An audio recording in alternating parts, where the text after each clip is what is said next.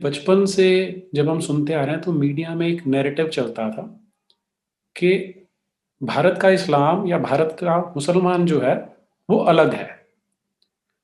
तो जब मैं थोड़ा बड़ा हुआ तो पढ़ना शुरू किया तो मैंने देखा कि इस्लाम तो संसार भर में एक ही है, जिसके मुख्य तीन आधार हैं। एक तो उनके जो ग्रंथ है जिनमें कुरान, हदीस और सीरा आ जाती है। फिर जो कुरान का गॉड है अल्लाह नाम का, और एक व्यक्ति है मोहम्मद बिन अब्दुल्ला जिसे पैगंबर कहा जाता है। तो ये तो एक ही इस्लाम है। तो फिर ये दूसरा इस्लाम कौन सा है जिसे भारत का इस्लाम कहा जाता है?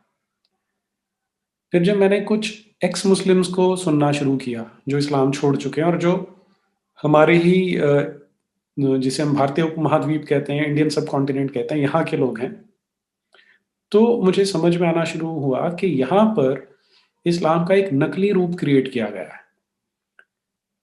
अगर आप अनवर शेख की किताबें पढ़ लें या उनकी इंटरव्यू सुन लें, सरमद अहमद को देख लें, ये दोनों पाकिस्तान ओरिजिन से निकले हैं और दोनों अब इस्लाम को नहीं मानते हैं। तो जब मैंने इनकी बातें सुनी तो ये समझ में आया कि जो ये इस्लाम की दुकानदारी करने वाले लोग हैं, जिन्हें हम अशरफ या मुल्ला कह सकते हैं या आलिम, जो भी इनके कह लीजिए, जो उनके करता धरता है, मैं उन्हें इस्लाम के दुकानदार कहता हूँ। उन्होंने इसे क्रिएट किया है। और इसका जो सबसे सरल उदाहरण है कि एक हदीस हमारे पूरे सब कॉन्टिनेंट में बहुत फेमस है, जिसमें ये कहा जाता है कि जो ये पैगंबर साहब थे मोहम्मद बिन अब्दुल्ला सल्लल्लाहु अलैहि वसल्लम, वो तो इतने ज़्यादा उदार थे कि रोज़ जब वो घर से निकलते थे तो एक कोई महिला थी जो उनके सर पे कूड़ा डाल दिया करती थी और वो अपने रास्ते पे चले जाते थे। फिर एक दिन उस पे कूड़ा नहीं फेंका तो चले गए, दूसरे दिन नहीं फेंका तो वो इतने उदार मन के थे कि उस महिला के घर चले गए। तो देखा कि वो बीमार पड़ी है, बुढ़िया है, तो असहाय सी पड़ी थी। तो ये गए और उसे पानी पिलाया और फिर वहां से आए। तो ये इस नकली हदीस से इस्लाम की मार्केटिंग की जा रही है पूरे सब कॉन्टिनेंट के अंदर। अब मुसलमान जो हमारे देश में मुसलमान हैं, उन्हें ये विचार करना पड़ेगा कि इस तरह का झूठा इस्लाम क्यों क्रिएट किया गया। और जो मुझे समझ में आता है कि जो इस्लाम के दुकानदार हैं, वो हमारे देश का जो चित्त है, जो मानस है, उसे अच्छी तरह से जानते हैं। और यहाँ जब मैं हमारे देश की बात कर रहा हूँ तो मैं उसमें आज का पाकिस्तान और बांग्लादेश भी इंक्लूड कर लेता हूँ।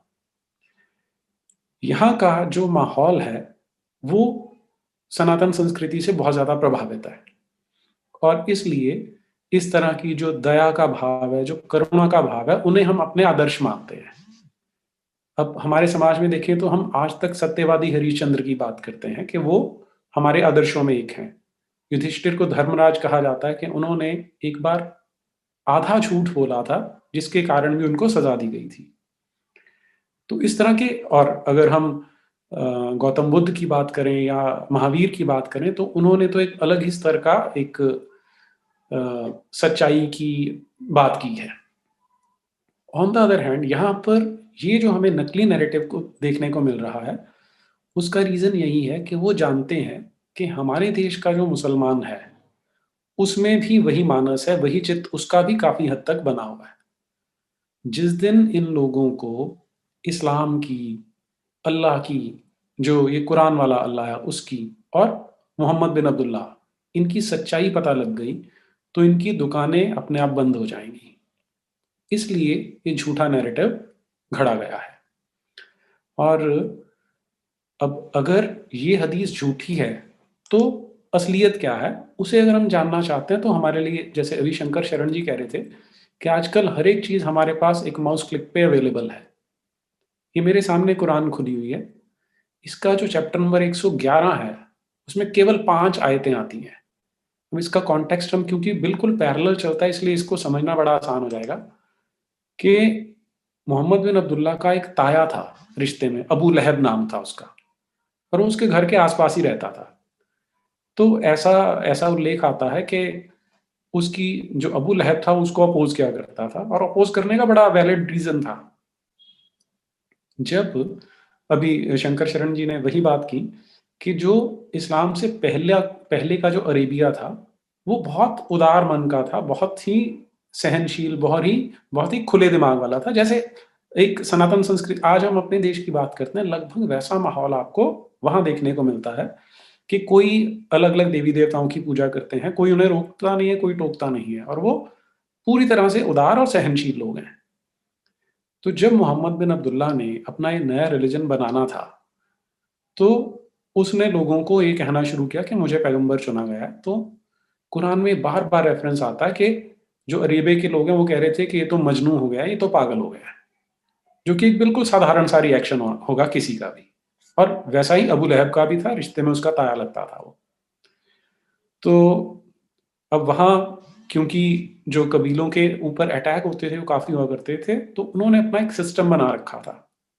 मुझे इसमें शोले फ़िल्म पता नहीं कितने लोगों ने देखी है, तो उसका एक सीन ध्यान में आता है कि जब डाकुओं ने हमला करने आना था, तो एक आदमी ऊपर पहाड़ पे चढ़ा हुआ था, वो चिल्लाता है डाकू, डाकू, और सारे लोग गाँव के भाग के अपने घरों में जाना शुरू कर देते हैं। तो वैसा ही वहाँ पर उन्होंने अपना सिस्टम बनाया हुआ था। तो ये मोहम्मद बिन अब्दुल्ला उस पहाड़ी पे चढ़ता है और लोगों को आगाह करना शुरू करता है कि एक बहुत बड़ा खतरा आ रहा है, बहुत बड़ा खतरा आ रहा है। तो सभी लोग जो अपने गणमान्य लोग थे तब के, वो वहाँ पर आना शुरू कर देते हैं, इकट्ठा होना, कि सुने तो सही क्या खतरा है। तो ये मोहम्मद बिन अब्दुल्ला ने कहा कि आप सबके ऊपर खतरा है कि आप एक गलत पूजा पद्धति को फॉलो कर रहे हो। तो सब बड़े अब इरिटेट होंगे उससे। तो जो अबू लहब था उसने कहा कि ये क्या नॉनसेंस है, मतलब कुछ इस तरह के शब्द थे कि ये क्या बकवास कर रहा है, और उसने अपने हाथों पे फूंक मारी। तो उसके बाद वो सब लोग वहां से चले गए। और तब उस कॉन्टेक्स्ट में ये जो अल्लाह है या जो कुरान है, उसके अंदर ये एक सूरा उतरती है जिसे सूरा नंबर 111 कहा जाता है। तो अब ये अपने आप में थोड़ा सा विचारणीय मुद्दा है कि क्या अगर कोई गॉड है जो क्रिएटर है, जो सातवें आसमान पे बैठा है, वो अपने एक पैगंबर को ट्रैक करता जा रहा है कि कब इसको जरूरत पड़ेगी और तब मैंने आयतें नाजिल करनी है, सूरा नाजिल करनी है। तो अब आप जो ये 5 सेंटेंस है उन्हें जरा सुन के देखिए। ये कुरान के अंदर है। अबू लहब के हाथ टूट जाएं और वह खुद सत्यानाश हो जाए। आखिर ना उसका माल ही उसके हाथ आया और ना उसने कमाया। वह भड़कती हुई आग में दाखिल होगा और उसकी जोरू भी जो सर पर ईंधन उठाए फिरती है और उसके गले में बटी हुई रस्सी बंधी है। ये 5 सेंटेंस है, 5 आयतें हैं। अब इसमें पहली चीज जो किसी भी सनातन धर्मी को स्ट्राइक करती है कि इसमें क्या स्पिरिचुअलिटी है और इसमें क्या मॉरल वैल्यूज हैं। आपको कुछ नहीं मिलने वाला, एक सिचुएशनल। अब वो कोई सिचुएशन है, उस पर ये 5 सेंटेंस कोई भी बना सकता है। सूरा का नाम है अल मसद। जो लास्ट वाला आ रहा है कि उसको रस्सी बांध दी, मसद अरबी भाषा में बोलते हैं कि खजूर के पेड़ की जो छाल है उससे बनाई हुई रस्सी को बोला जाता है, उससे ये सूरा का नाम पड़ा है। अब ये जो उसकी जोरू आ रहा है कि जो अबू लहब की पत्नी, अब उसकी अपनी ताई है जिसके बारे में ये कह रहा है, उसके बारे में उल्लेख आता है कि कभी उसने मोहम्मद के रास्ते में कांटे फेंक दिए थे शायद। तो अब आप दोनों का कंट्रास्ट करके देखिए कि वास्तविकता में उसकी अपनी ताई है, उसकी अपनी रिश्तेदार है, उससे वृद्ध है, उसने अगर ऐसा किया है तो उसके लिए, अब उस समय तो ये शक्तिशाली नहीं था क्योंकि मक्का में रह रहा था, तो इस तरह की आयत ही नाजिल की जा सकती थी कि ये अब मरेगी, कि ये जहन्नुम का ईंधन बनने वाली है और इसके गले में रस्सी डाली जाएगी। लेकिन उसकी मार्केटिंग की जाती है ये कहकर कि हमारा पैगंबर तो इतना दयावान था कि उसके सर पे कचरा फेंकने वाली को भी वो हालचाल पूछने चला जाता था। तो यहां से अब हम लोगों के, सनातन धर्म वालों के तो संदेश जाता ही है, लेकिन स्पेशली ये हमें जो ये दुकानदार है उनकी मेंटालिटी बताता है कि वो किस तरह से प्री एम्प्ट करते हैं कि अगर ये सच्चाई पता लग गई। और खास बात यह है कि वो यहाँ लोगों को बोलते हैं तुमने कुरान को अरबी में ही पढ़ना है, समझ में आए, समझ में तो उनको आएगी नहीं, और समझ में नहीं आएगी तो वो भेड़ बकरियों की तरह झुंड बन के रहेंगे। अब पूरा इस्लामिक समाज का अगर हम स्ट्रक्चर देख लें तो उसमें है क्या कि अगर हम सनातन धर्म से तुलना करते हैं तो हमारे यहाँ बिल्कुल खुलापन है। मुझे याद है कि जब मैं स्टूडेंट लाइफ में था, तो और जब मैंने साइंस सब्जेक्ट ऑप्ट किए, फिजिक्स में एक्सेल करना लगा, तो एक एरोगेंस आ जाती कि मैं तो साइंस पढ़ रहा हूँ, लॉजिक की बात करता हूँ। तो मैं अपने माँ बाप से क्वेश्चन पूछता था कि आप क्या भगवान को मानते रहते हो, या गुरु बनाया तो क्यों बनाया, आप तो ऐसी दकियानुसी हो। तो वहां मेरे माँ बाप ने सोचा कि ये नादान बच्चा है, बड़ा होगा तो सीख जाएगा, तो उन्होंने कुछ नहीं कहा। लेकिन इस्लामिक समाज में क्या काम होता है कि उनको हमेशा डराया जाता है, अल्लाह का खौफ करो। अगर आप ओवैसी की भी बातें सुने तो एक ख को ख बना के अल्लाह का खौफ करने को कहा जाता है। तो पूरा समाज जब इस तरह से दबाया जा रहा है तो उसे कुंठित बना देते हैं। और इन उलमाओं से निकलना हर मुसलमान के लिए बहुत ज़रूरी है। जो अभी शंकर शरण जी ने कहा कि इस्लाम की अचीवमेंट क्या है संसार भर में बीते 1400 वर्ष में, कि जहां पर इस्लाम का बोलबाला है वहां पर आपको एक पिछड़ा हुआ समाज देखने को मिलता है। महिलाओं के साथ, महिलाओं के ऊपर अत्याचार है कि वो ठीक से बाहर नहीं निकल पाती हैं। तो क्या हम अपने बच्चों को, ये मैं मुसलमानों से कह रहा हूं, कि क्या हम अपने बच्चों को, या क्या आप अपने बच्चों को यही धरोहर देके जाना चाहते हैं? पहले आपको पता नहीं था कि आपको उलेमा मूर्ख बनाते हैं अल्लाह के नाम पे। और क्या कोई क्रिएटर ऐसा हो सकता है? हम तो, अगर मैं अपने माँ बाप की भी कल्पना करता हूं, तो कभी खौफ में रखना चाहेंगे अपने बच्चे को कि ये मेरी प्रशंसा करता रहे। और प्रशंसा भी कैसी करनी है? अब 5 बार आपको अजान देना है, 5 बार नमाज पढ़नी है, तो आपका दिन वैसे ही इनएफिशिएंट होने वाला है। और इसमें भी जो कहानी है, अगर हम इस्लामिक सोर्सेज में ही जाते हैं, तो ये जो व्यक्ति था मोहम्मद बिन अब्दुल्ला, वो एक दिन एक घोड़ी और गधी के बीच का कोई जानवर है जिसका मुंह महिला जैसा है, उस पे बैठता है, उड़ के वो 7वें आसमान पे पहुंचता है। और वहां पर, अब इसमें एक एक स्टेप पे आप चल के देखिए कि कोई चीज आपको साइंटिफिक, कोई भी आप साइंटिफिक तो छोड़ दीजिए, अपनी जो सहज बुद्धि है क्या उसको भी अपील कर सकती है?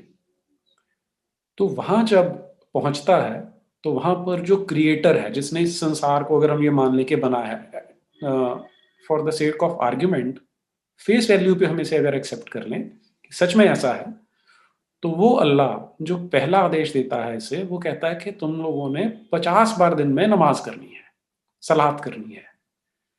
तो आप इसको इमेजिन करके देखें कि अगर कोई क्रिएटर ऐसा बोल भी सकता है, तो अगर उसने ऐसे ही बनाने थे तो यहां पर एक छोटी सी चिप डालने की जरूरत थी कि 50 बार यही करते रहेंगे। तो फिर वहां पर, अब क्योंकि ये इतनी एग्जॉल्टेड पोजीशन वाला मोहम्मद बिन अब्दुल्ला जो वहां गया है, तो फिर ये रिक्वेस्ट करता है। तो रिक्वेस्ट करने पे वो 50 से 40 कर दी जाते हैं कि 40 बार सलात कर लो दिन में। तो फिर जो दूसरा पैगंबर है, कोई वहां पर मूसा है या कौन है, वो उसे बताता है कि नहीं भाई, मैंने एक्सपीरियंस कर लिया कि ऐसा नहीं होने वाला, तुम लोग 40 नहीं कर पाओगे, फेल हो जाओगे, तो दोबारा चला जा। तो फिर वो ये अल्लाह के पास जाता है, तो फिर अल्लाह बोलता है चलो 30 कर लो। तो ये टू एंड फ्रो चलता रहता है, 50 से 40, 40 से 30, 30 से 20, 20 से 10 और 10 से 5। और 5 पे आने के बाद फिर उसे लगता है यार अब इससे कम तो मैं क्या करवाता हूं, फिर मैं नीचे आ गया। तो क्या इन चीजों में से कोई एक भी चीज है जो एक सामान्य इंसान की बुद्धि को अपील कर सकती है? लेकिन क्योंकि वो उलेमाओं ने, मौलवियों ने, आलिमों ने कब्जा करके रखा है, इसलिए समाज को उन्होंने बांध दिया है। अब हमें सवाल ये है कि हमने इसमें से बाहर आना है या नहीं आना। अगर आना है तो उसके लिए बड़ा सहज है, इसमें आज कोई ऐसा नहीं है, आज हम शरिया में नहीं जी रहे हैं, हमारे पास एक कॉन्स्टिट्यूशन है, संविधान है, उसके अकॉर्डिंग चल सकते हैं। अगर हम बाहर आते हैं तो मैं हमेशा ये तुलना करता हूं कि जैसे पंजाब में जब मैं रह रहा था, वहां पर ड्रग एडिक्शन की प्रॉब्लम थी बहुत ज्यादा। तो किसी घर का बच्चा, हमारे रिश्तेदारी में था, एक आदमी ड्रग एडिक्ट बन गया था, तो उसकी काउंसलिंग की जाती है कि हम आपको छुड़ाना चाहते हैं। और वही परिवार के बड़ों का, और जो भी उनसे सहानुभूति रखते हैं, उनका ये दायित्व बनता है। और जरूरत पड़े तो डी एडिक्शन सेंटर में लेके जाएं, जबरदस्ती करें तो करनी पड़े तो वो भी करेंगे, लेकिन उनके भले के लिए है। ये कहना इसलिए आवश्यक है कि मुसलमान समाज में भी बहुत सारी वेरिएशन हमें देखने को मिलती है, बहुत सारी शेड्स हैं। जो उसमें सेंसिबल, सेंसिटिव लोग हैं, उनसे सीधी अपील की जा सकती है कि आप इन चीजों को सोचें और इसमें से बाहर आए, आउट ग्रो फ्रॉम इस्लाम।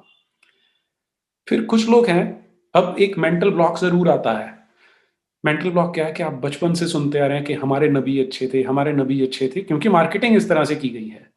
हमारा इस्लाम बड़ा अच्छा है, हमारी कुरान बड़ी अच्छी है, तो ये एक तरह से एक बार शॉक लगता है और इस शॉक को एक्सेप्ट करना, इसको स्वीकार करना सहज नहीं होता। ये हमें मानना पड़ेगा और हम मानते हैं इसे। लेकिन बहुत से लोग हैं जो इसमें से बाहर आए हैं, क्योंकि आप ये देखिए कि इसमें ट्रेड ऑफ क्या है कि आपको क्या खोएंगे और क्या पाएंगे। कि आप जो एक झूठ की जिंदगी नकली जीते आ रहे थे, उसमें से आप बाहर आएंगे और अपने बच्चों को एक ज्यादा अच्छा भविष्य दे सकते हैं, अपने लिए ज्यादा अच्छा भविष्य बना सकते हैं। क्या आप ये जो बुराइयां, मतलब हलाला जैसी चीज कोई बच्ची अगर पूछती भी है क्या होता है, तो हमें बात करते हुए शर्म आ जाती है कि हम इसके बारे में बताएं तो क्या बताएं। तो आपके समाज में, और इसका फायदा किसे है? इन्हीं मुल्ला मौलवी क्लास को फायदा है जिन्होंने आपको सब्जुगेट करके रखा है। आप अपनी बच्चियों को, अपनी बेटियों को, अपनी बहुओं को क्या ये बनाना चाहते हैं? क्या वो चाहते हैं कि इस तरह के माहौल में से निकल के जाएं वो, या इनको झेलना पड़े?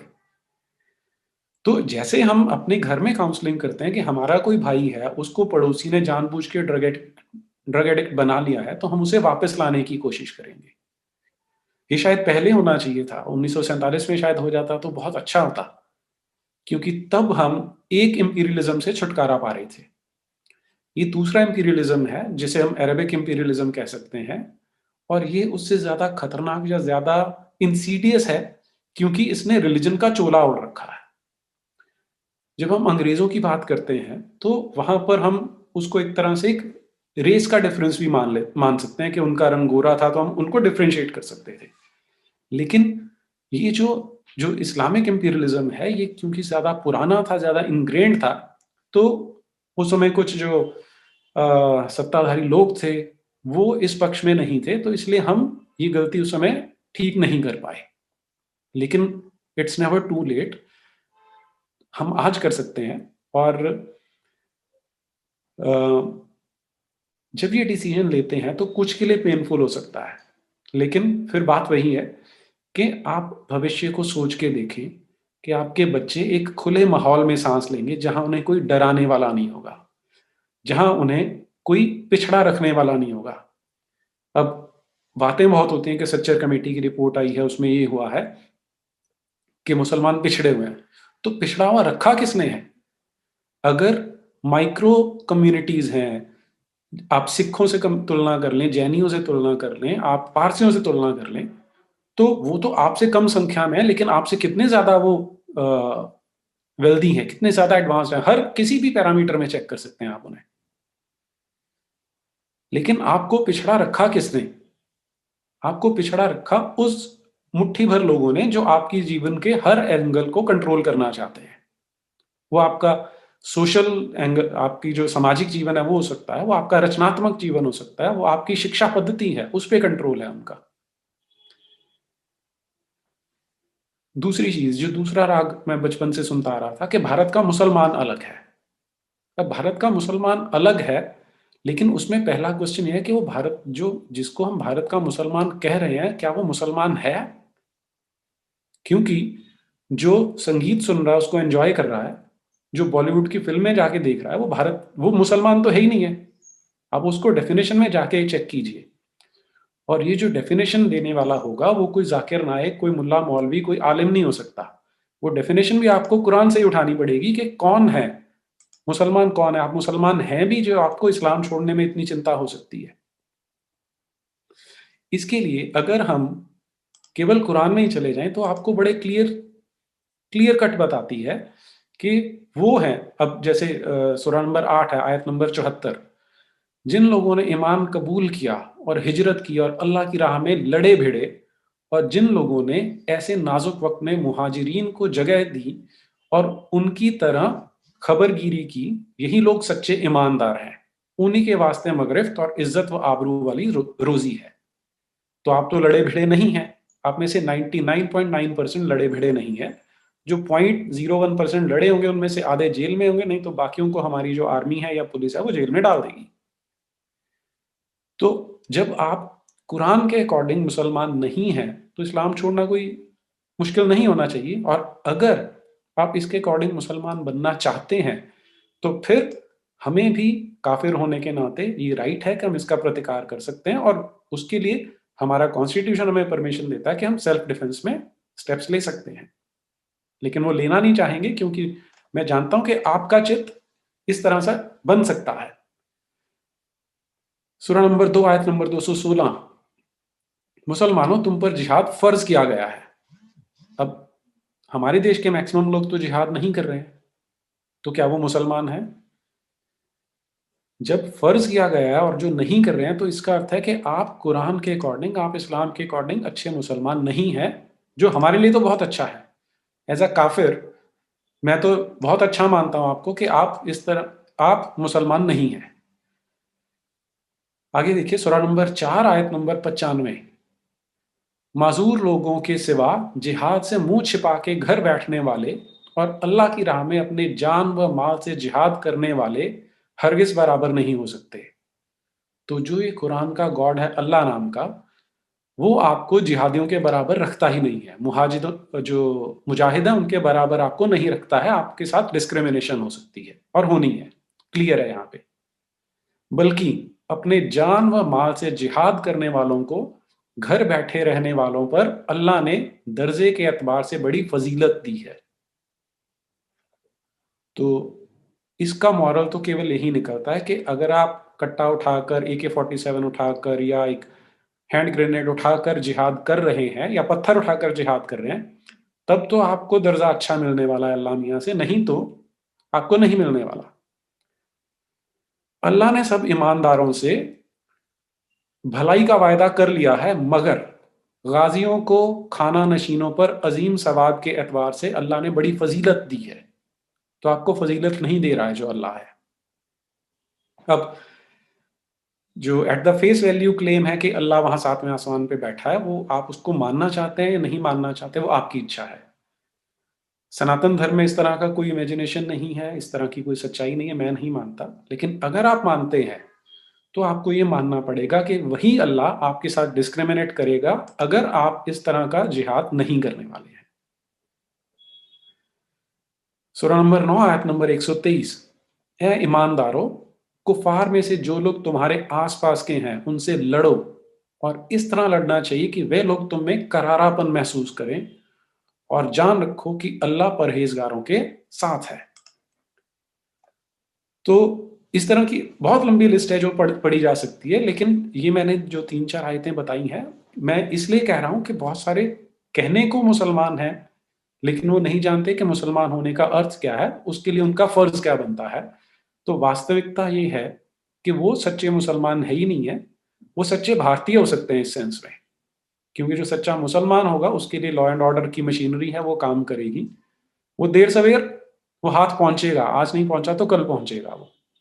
वो ताहिर हुसैन पर पहुंच सकता है, तो कल उस तक भी पहुंचेगा जो आज तक FIR में नाम नहीं आया है। तो हमें और आपको आज ये सोचना है कि अब इस्लाम की सच्चाई सबके सामने है। पहले ये कह दिया जाता था कि ऑल रिलीजन्स आर सेम, सर्वधर्म समभाव का बड़ा पाव बहुत खिलाया गया हमारे देश में, लेकिन अब उसका समय चला गया है।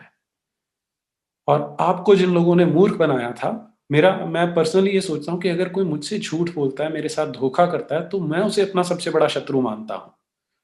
तो ये जिन लोगों ने आपको इस्लाम के बारे में एक झूठे सब्ज बाग दिखाए हैं, तो अगर आप मेरे जैसे वैल्यू सिस्टम को फॉलो करेंगे तो आप उनको जरूर छोड़ना पसंद करेंगे।